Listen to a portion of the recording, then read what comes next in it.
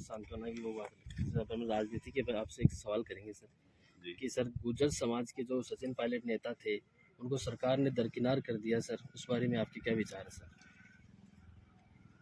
ये तो कांग्रेस का इंटरनल मैटर है, मेरा क्या लेना देना इसमें।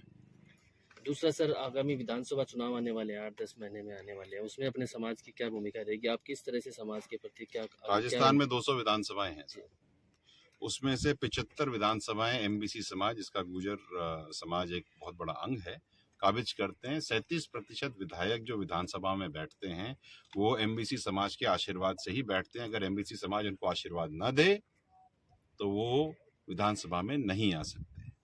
मेरे ख्याल से गुड़ा जी की कौन सी विधानसभा है भाई? उदयपुर वाटी में 23,000 गुर्जर हैं। अगर 23,000 गुर्जर इधर से उधर हो गए तो आप खुद गणित लगा सकते हो कौन कहाँ जाएगा। छोटी छोटी चीजें हैं। 23,000 वोट 46,000 का फर्क करता है, इतनी गणित मुझे आती है साहब राजनीति। और इन 75 विधानसभाओं में 28,000 से लेकर के 78,000 तक के वोट हैं। मैथ साफ कर लीजिए। लेकिन इतना मैं जरूर कहूंगा, क्योंकि आपने प्रश्न पूछा है, कि राजस्थान की राजनीति में एमबीसी समाज एक नया जाजम बिछाएगी। हम ये नहीं कह रहे कि हम पार्टियां बना रहे हैं, पार्टी कोई भी हो, बहुत फर्क करेगी, निर्णायक भूमिका अदा करेगी, करती आई है लेकिन अब कह के करेंगे। और इस बार एक और चीज मैं बता दूं, युवा जो है बहुत जागरूक हो गया है। जो 4.5% जो वोटर नया आता है हर इलेक्शन में, इस बार 18 से 23 साल का जो व्यक्ति है वो जिंदगी में पहली बार अपना वोट डालेगा। वो पिछले 20 साल से वो सब कुछ देखता आ रहा है, सोशल मीडिया में पढ़ता आ रहा है, उससे कोई चीज छुपी नहीं है। इस बार वो एक educated, informed, wisdom based vote decision करेगा। और हो सकता है, मुझे ऐसा लग रहा है जितना मैं गांव में जा रहा हूं, कि वो प्रत्याशी को देख करके वोट देगा। प्रत्याशी ठीक होगा तो वोट देगा, प्रत्याशी अगर ठीक नहीं होगा तो वोट नहीं देगा। इतना मैं जानता हूँ। सर, आप गुर्जर आरक्षण समिति के अध्यक्ष भी है और गुर्जर समाज में आपका बड़ा वर्चस्व भी है, तो सर आप अपने जैसे ये नवयुवक है, नवयुवा है, उनको आपकी तरफ से क्या संदेश देना चाहते हैं? बड़ा सिंपल है साहब। पहली बात तो पढ़ाई करो, उसके अलावा कोई ऑप्शन नहीं है। राजनीतिक लोगों के झंडे लेकर के मत दौड़ो। राजनेता आगे बढ़ जाता है, तुम्हारे हाथ में झंडा भी नहीं रहता, झंडे का डंडा रहता है, और फिर तुम बाद में उस डंडे को लेकर के अपने डोर हाँकते फिरते हो। क्योंकि जिस समय तुमको पढ़ना होता था ना, उस समय तो तुम नेतागिरी करते फिर रहे हो। बुरा लगेगा लोगों को, लेकिन ये सच है। एक तो बात ये।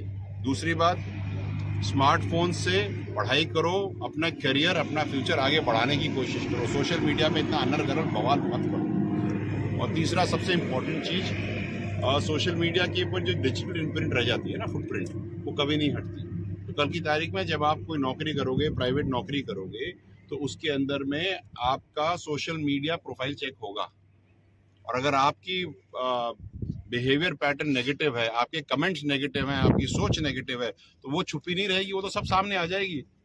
अगर आपने अच्छी क्वालिफिकेशन कर भी ली, एग्जाम्स पास भी कर लिए, इंटरव्यू भी अच्छा कर लिया, और अगर सोशल प्रोफाइलिंग बिहेवियर नेगेटिव है, तो वो नौकरी आपको नहीं मिलेगी। मैं बता रहा हूँ, मैं सीईओ रह चुका हूँ कंपनियों का, मैंने रिजेक्ट करे लोग। तो समझदारी से काम करें।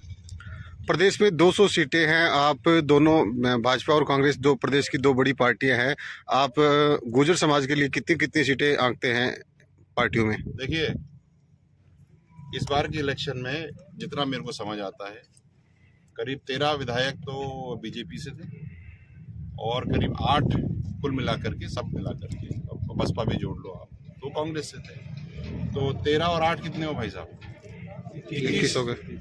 75 सीटें काबिज करने वाला समाज अगर 21 सीटों पे निपट जाए तो विचारणीय बात है। और जहां पर हमारे 78,000 वोट है, वहां भी हमें टिकट नहीं मिलता, ये भी विचारणीय बात है, बहुत विचारणीय बात है। मांडलगढ़ में करीब 40,000 वोट है, वहां अभी तक टिकट नहीं मिला।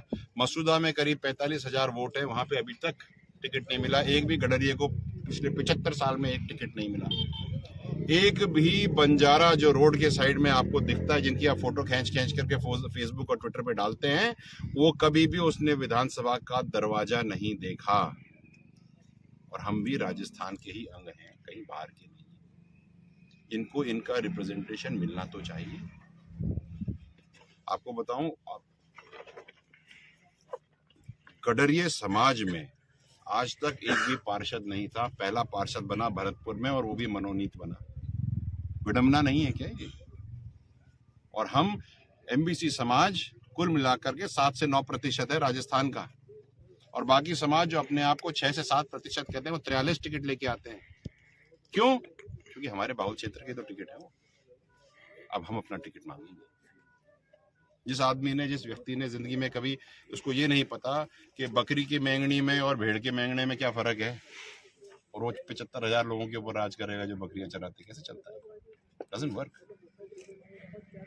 टिकट मांगने के लिए गुर्जर समाज की ओर से कोई शक्ति प्रदर्शन जैसे बड़ी सभाएं की जाती है, रैलियां की जाती है, ऐसे आयोजन होंगे, या पार्टियों से सीधे अंदरूनी स्तर पर बातचीत करके टिकटों का जो मांग है वो की जाएगी? अपनी बात रख दी। हम कटोरा लेके नहीं जाते, हम सम्मानित तरीके से काम करते हैं, क्योंकि सम्मान हमारे लिए बहुत कुछ है। हमने अपनी बात रख दी। अब पार्टियां कितना समाज का सम्मान रखती है वो समाज देखेगा। नहीं रखोगे तो समाज देख लेगा, रख लोगे तो समाज देख लेगा।